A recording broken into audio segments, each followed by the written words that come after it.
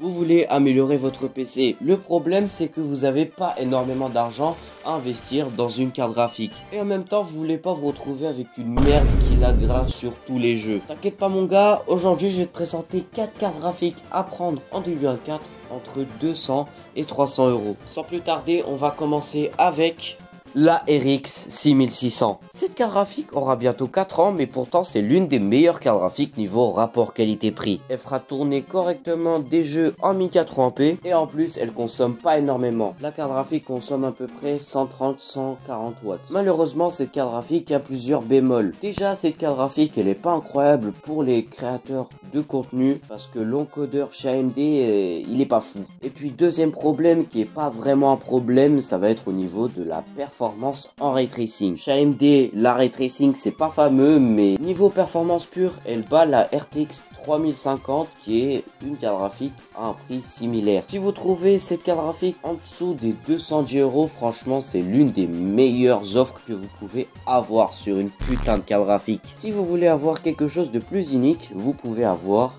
le Intel Arc A750. Cette carte graphique elle est vraiment intéressante alors que pourtant personne n'en parle. Pour faire du gaming en 1080p il n'y aura pas de problème, tous les jeux vont tourner correctement en 1080p, mais le plus gros point fort de cette carte graphique ça va être au niveau du domaine de la vidéo. Que ce soit pour enregistrer des vidéos, voire même pour faire du montage, c'est vraiment la meilleure carte graphique. Il est proposé en dessous de 210 euros, elle est vraiment pas chère. Bon par contre il y a un énorme point faible, ça va être au niveau de l'énergie parce que cette carte graphique consomme énormément pour une carte graphique à ce prix là. La carte graphique consomme 225 watts, ce qui est juste immense, surtout pour une carte graphique avec des performances similaires à la RX 6600. C'est pas incroyable, mais franchement si vous êtes un créateur de contenu, prenez cette carte graphique parce que c'est juste l'une des meilleures cartes graphiques pour faire des vidéos.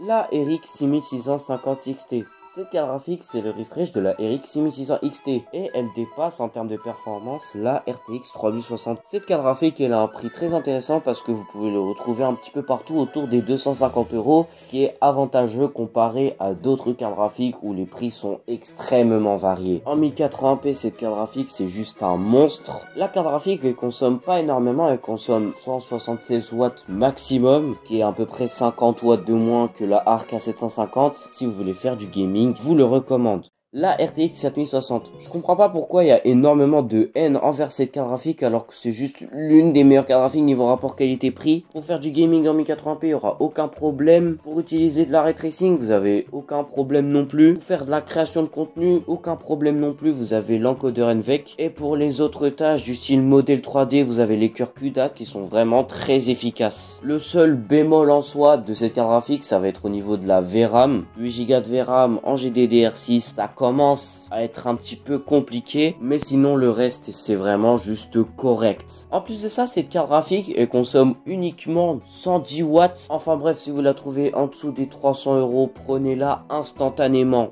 Si vous avez aimé cette vidéo, n'hésitez surtout pas à vous abonner, à liker, à activer la cloche, à commenter tout ce que vous voulez pour booster l'algorithme. Passez énormément de temps sur cette vidéo pour vous faire plaisir.